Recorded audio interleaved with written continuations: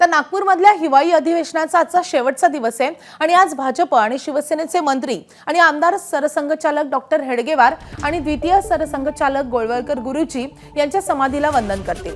विधिमंडळ हिवाळी अधिवेशनाच्या काळात भाजप आणि महायुतीचे आमदार गेल्या अनेक वर्षांपासून राष्ट्रीय स्वयंसेवक संघाच्या रेशीम बागेमधल्या डॉक्टर हेडगेवार स्मृती भवन परिसराला भेट देतात आणि आद्य सरसंघचालक डॉक्टर हेडगेवार व द्वितीय सरसंघचालक गोळवलकर गुरुजी यांच्या समाधीला वंदनही करतात। यावेळी संघ पदाधिकाऱ्यांकडून संघकार्याची माहिती आमदाराला दिली जाते, तर अजित पवारांच्या राष्ट्रवादीला राष्ट्रीय स्वयंसेवक संघाच्या बौद्धिकाचं निमंत्रणच देण्यात आलेलं नाहीये। हेडगेवार साहेबांची समाधीस्थळ आणि त्याशिवाय परमपूज्य गुरुजीची पण समाधीस्थळ आहे। हे दोघे ऊर्जा स्रोत होते। आता आज पण त्यांची स्मृती करून आम्हाला नवी ऊर्जा मिळती, नवी मार्गदर्शन मिळता, अतिशय आनंद आला। संघ 100 वर्ष पूर्ण करून पुन्हा नव्या जोमाने या शताब्दीमध्ये काम करण्यासाठी लागलाय, प्रेरणादायी। हा फक्त संघ स्वयंसेवकासाठी नाही, पूर्ण देशासाठी आणि विश्वासाठी, विश्व बंधुत्वाची भावना आणि आपल्या संस्कृतीची रक्षा हासाठी जे काही संस्कार संघ स्थानाकडून मिळतात ते सर्वांसाठी स्तुती आहे। कॅमेरामॅन अतुल हिडेसह रजत वशिष्ठ, एबीपी माझा, नागपूर। तर या बौद्धिकाचं निमंत्रण राष्ट्रवादीला देण्यातच आलेलं नाहीये। गेल्या वर्षी राष्ट्रवादीला निमंत्रण होतं, मात्र अजित पवारांसह अनेक आमदारांनी गेल्या वर्षी दांडी मारलेली होती आणि त्यामुळे यंदा त्यांना निमंत्रणच देण्यात आलेलं नाही अशी माहिती कळते। मात्र भाजप आणि शिवसेनेचे आमदार मात्र या बौद्धिकाला हजेरी लावत आहेत।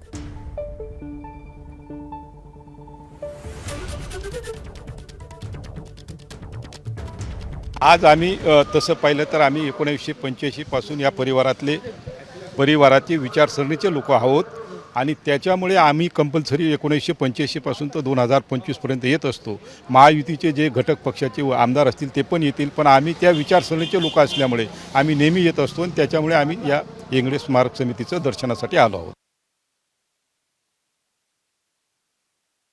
भाजप आमदार चरणसिंह ठाकूर आपल्यासोबत आहेत। चरणजी, संघस्थानी याच्यापूर्वी अनेक वेळेला आले असाल, मात्र विधिमंडळाचं अधिवेशन असताना इथे येणं किती महत्त्वाचं ठरतं?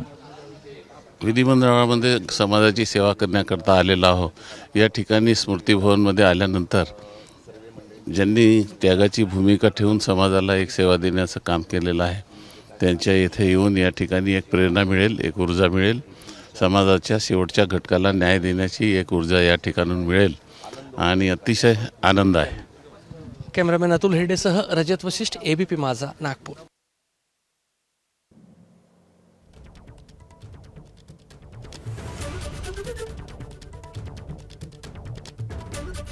संघाचं कार्य आहे किंवा सर्वसामान्यांच्या याच्यामध्ये राहून किंवा त्यांच्या ज्या काही प्रश्न जे काही समाजातल्या, नुसतं व्यक्तिगत नाही, समाजातल्या ज्या काही वेगवेगळ्या अडचणी आहेत त्या दूर करण्यासाठी एक मार्गदर्शन इथून मिळतं, एक प्रेरणा इथून मिळते। कॅमेरामॅन अतुल हिडेसह रजत वशिष्ठ, एबीपी माझा, नागपूर। तर अर्जुनजी, आज संघस्थानी आपण पोहोचलात, काय भावना? अर्थात ज्यावेळेस येऊ त्यावेळेस प्रेरणाच या ठिकाणी मिळते आणि ती प्रेरणा आम्हाला निश्चित मिळालेली या ठिकाणी बौद्धिक वगैरे विषय पण चांगलं मिळतं आणि संघाचा जो आहे मेन अजेंडा लोक जनसेवेचा, राष्ट्र उभारणीचा, राष्ट्रप्रेमाचा, तो निश्चितपणे पुन्हा गळत होतो।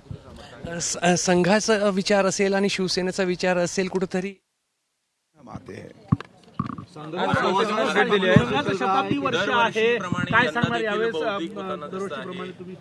संघाची स्थापना हम करे राष्ट्र आराधना या भावनेने झाली। 750 वर्ष जो देश गुलाम होता त्या गुलामगिरीची कारणं शोधून या देशाला एक सूत्रात बांधणे, समरसता निर्माण करणे, सब समाज को साथ लिए हमको है आगे बढ़ना हा विचार मांडणे आणि स्वयंसेवक म्हणजे व्यक्ती निर्माण से राष्ट्र निर्माण, राष्ट्र निर्माण से युग निर्माण हा भाव घेऊन काम केलं जातं। हजारो प्रचारक आपलं जीवन देशासाठी अर्पण करतात, सारं जीवन ते संघटित समाज करण्यासाठी ते आपलं जीवन देतात। तर त्यांचं कितीही कौतुक केलं तरी कमी आहे. बाळकडू आपल्याला जे आहे ते आपले वडील शिक्षण मुनगंटीवारकडून मिळाले. आपण सुद्धा विद्यार्थी परिषदेचे पूर्व कार्यकर्ता, ऊर्जा घेऊन काय आपण जाणार आहात, काय ऊर्जा? नाही, निश्चितपणे समाजाच्या प्रगतीची समस्या आहे. समस्या समाधान करण्यासाठी चांगले विचार मांडणं. आपल्या हृदयामध्ये दोन मन वास करतात, एक चांगलं एक वाईट. तर समाज हा स्वैराचारी मार्गाने जाण्याच्या ऐवजी संस्कारी मार्गाने गेला पाहिजे. जियो और जीने दो हा भाव समाजामध्ये असला पाहिजे आणि त्या दृष्टीने कार्य करण्याची प्रेरणा इथून घेतली जाते. आणि रेशीमबाग हे हेडक्वार्टर अतिशय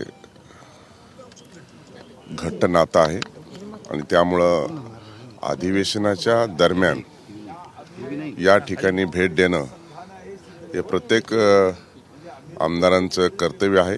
तीच खरी प्रेरणा आहे, तेच खरे विचार आहेत आणि हाच राष्ट्राच्या प्रती प्रेम आणि हा अतिशय शिस्तबद्ध विचार घेऊन जाण्यासाठी या ठिकाणाहून प्रेरणा मिळत असते.